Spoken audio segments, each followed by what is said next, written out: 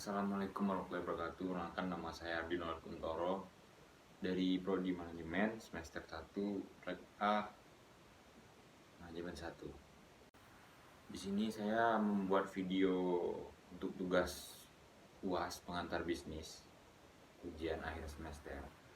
Itu materinya menyusun resume pertemuan 9 sampai ke pertemuan 15. Langsung saja masuk ke pertemuan 9. Nah, untuk itu langsung saja saya masuk ke pertemuan 9, yaitu judul materinya adalah penciptaan nilai barang dan jasa. Dimulai dari kumpulan manfaat atau utility yang dapat diberikan oleh suatu produk, barang dan jasa. Dengan kata lain, produk memiliki kegunaan. Ada 4 macam proses daripada penciptaan nilai barang dan jasa. Yang pertama itu nilai. Ada 2 perspektif pada nilai, perspektif konsumen dan yang kedua perspektif perusahaan. Penciptaan nilai atau value creation, ada 3 tahap dalam penciptaan nilai value creation, yaitu ada tahap input, tahap proses, dan tahap output. 3 rantai nilai. Rantai nilai itu didefinisikan sebagai serangkaian kegiatan yang dilakukan oleh organisasi untuk menciptakan nilai bagi pelanggannya. Rantai nilai itu juga memiliki tabel infrastruktur, yaitu tabel infrastruktur perusahaan. Ada 2 kegiatan juga pada rantai nilai, yaitu kegiatan primer dan kegiatan pendukung.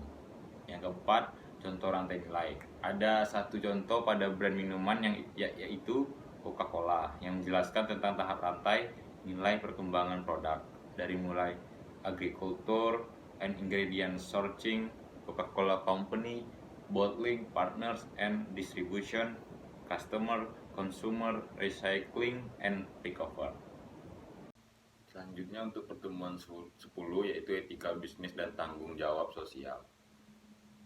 Etika merupakan suatu pemahaman mengenai tindakan yang benar dan yang salah. Etika itu sangat diperlukan dan berlaku di mana saja, apalagi di dalam bisnis. Etika berpengaruh besar jika diterapkan di dalam etika bisnis untuk perusahaan, seperti meningkatnya harapan publik, dapat meningkatkan kinerja perusahaan, meningkatkan kualitas hubungan bisnis, terhindar dari sanksi hukum. Ada faktor-faktor yang mendorong timbulnya masalah etika bisnis: mengejar keuntungan dan kepentingan pribadi, tekanan persaingan terhadap laba perusahaan, pertentangan etika lintas budaya, pertentangan tujuan perusahaan. Selanjutnya ada tanggung jawab sosial dan jenis tanggung jawab sosial. Tujuan perusahaan dalam segala hal, mematuhi aturan perundang-undangan, tanggung jawab sosial pada perusahaan. Materi pertemuan 11 yaitu manajemen perusahaan. Dimulai dari fungsi. Manajemen ada 4, yaitu planning, mengembangkan tujuan perusahaan; organizing, memperoleh dan mengatur sumber daya perusahaan; leading atau directing, memberikan panduan arahan kepada karyawan; yaitu ada controlling, pengawasan dan kontrol terhadap kegiatan organisasi. Peranan manajerial terbagi 3. Peranan interpersonal, manajer harus mampu berinteraksi kepada karyawan dan orang di sekitarnya.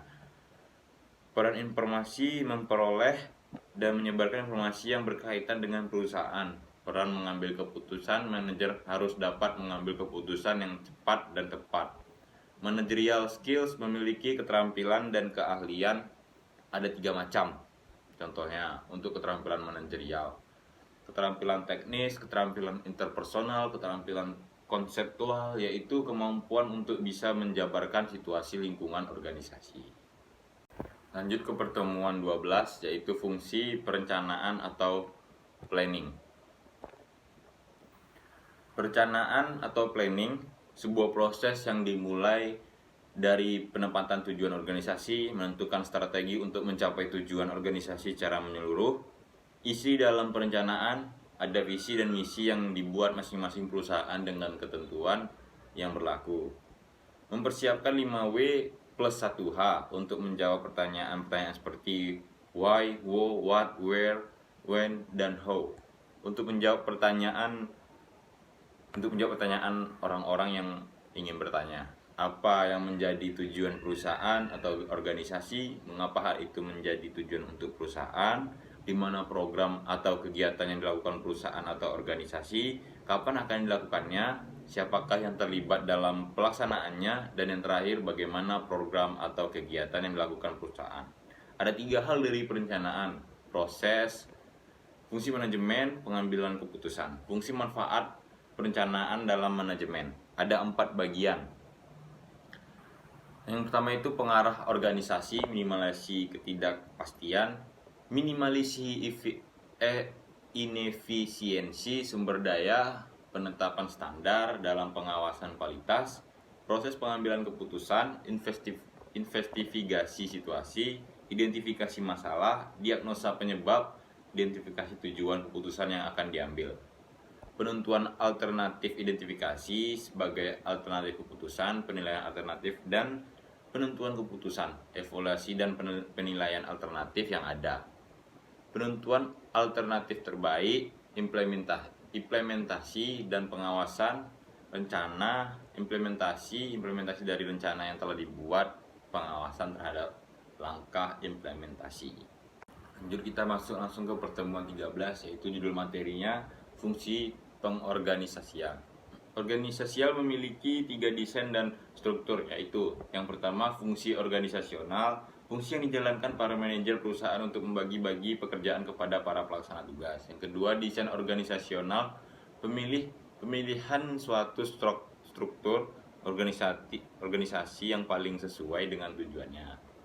Yang ketiga itu struktur organisasional, menunjukkan bagaimana aktivitas yang terdapat dalam organisasi.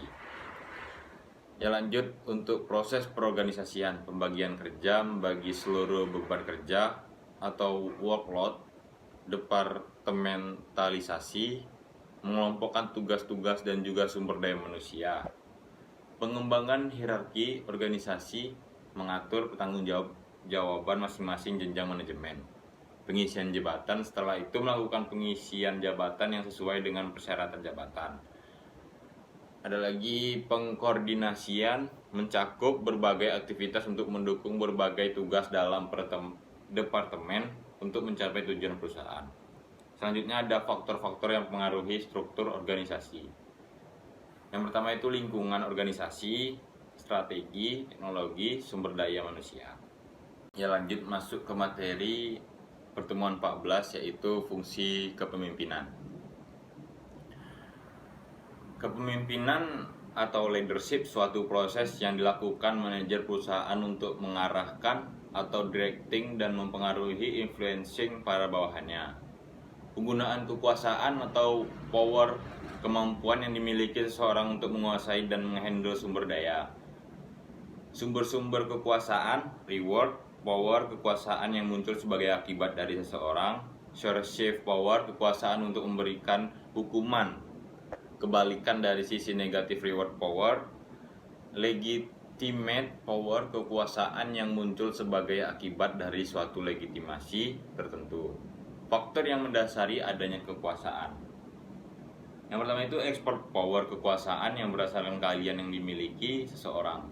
Referent power, karakteristik yang diharapkan oleh sekelompok orang yang mempengaruhi orang tersebut. Ya, adapun jenis-jenis kewenangan memiliki 3 jenis kewenangan, yaitu kewenangan lini, bertanggung jawab terhadap berbagai kegiatan di dalam organisasi. Kewenangan staf, membantu bagian-bagian dalam sebuah organisasi yang memiliki kewenangan lini. Kewenangan fungsional, kewenangan untuk melakukan kontrol seperti bertanggung jawab di bagian pencatatan berbagai macam transaksi. Selanjutnya masuk ke pertemuan 15.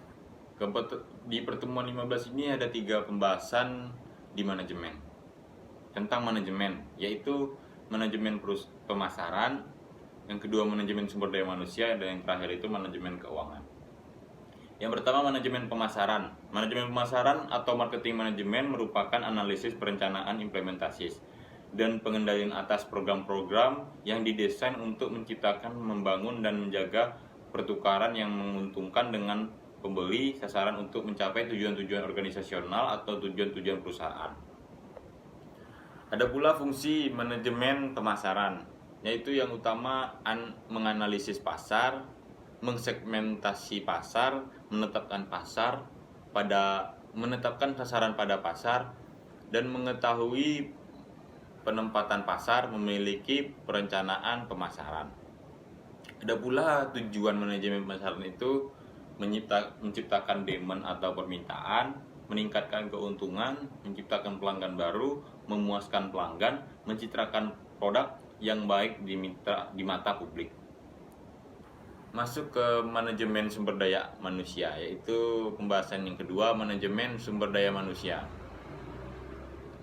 Manajemen sumber daya manusia atau bisa disingkat menjadi MSDM menjadi salah satu bidang dari manajemen umum seperti manajemen keuangan, manajemen pemasaran, serta manajemen operasi. Langsung masuk ke fungsi manajemen SDM. Yang pertama itu ada perencanaan, pengangkatan dan pemberhentian karyawan, pengupahan tunjangan, penilaian kinerja, membangun karir, melakukan pelatihan dan pengembangan meninjau kesehatan dan keselamatan kerja bagi karyawan, penerapan efektivitas hubungan kerja. Dan masuk untuk ketujuan manajemen SDM.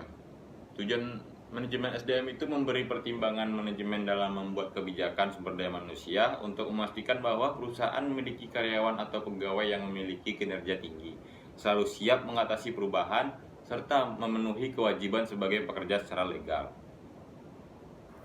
Itu yang terakhir itu manajemen keuangan. Manajemen keuangan itu aktivitas yang berhubungan dengan pengelolaan, penyimpanan keuangan, dan dana. Fungsi manajemen keuangan itu ada perencanaan, alokasi keuangan, mengontrol keuangan, menjadi audit, memberi dan membuat laporan tujuan, memberi dan membuat laporan. Ada pula tujuan manajemen keuangan ini yaitu mengoptimalisasi keuangan, memantau arus kas, memaksimalkan laba, menyiapkan modal yang seimbang, dan yang terakhir itu memastikan perusahaan tetap melakukan survei.